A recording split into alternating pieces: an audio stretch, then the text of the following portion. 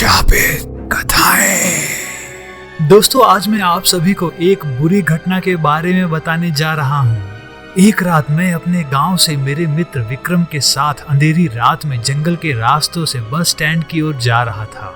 तो मेरे मित्र ने बोला कि मित्र, इस जंगल से जल्दी जल्दी चलते हैं वरना समस्या खड़ी हो जाएगी।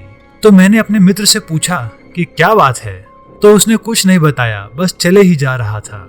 मैंने उससे दूसरी बार पूछा तो उसने इस जंगल के बारे में मुझे बताया कि लगभग 4-5 साल पहले की बात है। एक आदमी इन्हीं जंगल के रास्तों से रात को गुजर रहा था और जंगल में पेशाब करने के लिए एक पेड़ के नीचे रुक गया। उसके बाद वो जैसे थोड़ा आगे गया तो उसे किसी बच्चे की रोने की आवाज सुनाई दी। तो उसने सोचा कि कोई औरत अपने बच्चे को लेकर यहाँ के रास्तों से जा रही होगी। लेकिन तभी उसे याद आया कि ये जंगल तो राजवीर काका का है, जो 5 साल पहले यहाँ पर फांसी लगाकर मर गए थे। वो आदमी बहुत डर गया था और उसके दिमाग में गांव वाले लोगों की बातें याद आ रही थी कि रात के समय उस जंगल के रास्ते पर कोई भी बुलाए या फिर कुछ भी पूछे तो उसकी तरफ मत देखना और कुछ मत बोलना।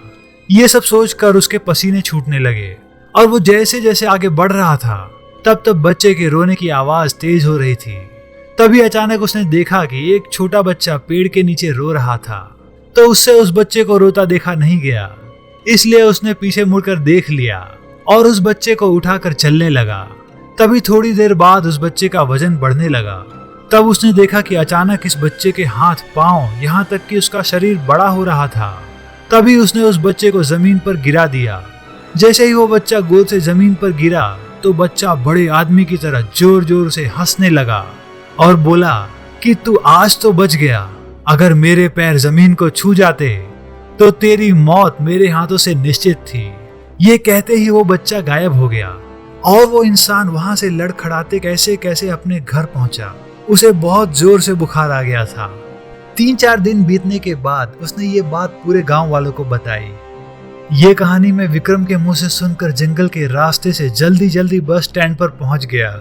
उसके बाद से मैंने उस जंगल के रास्ते से आना जाना बंद कर दिया क्योंकि मुझे विक्रम की बात सुनकर बहुत डर लगने लगा था। दोस्तों, अगर आपको भी कोई सुनसान रास्ता दिखे तो वहां जाने से पहले 4 बार सोचिए कि क्या ये सेफ है। दोस्तों, आपको ये कहानी कैसी लगी हमें कमेंट में बताइए। अगर आपको हमारी वीडियो पसंद आई हो तो हमारे चैनल को सब्सक्राइब कर लीजिए। धन्यवाद।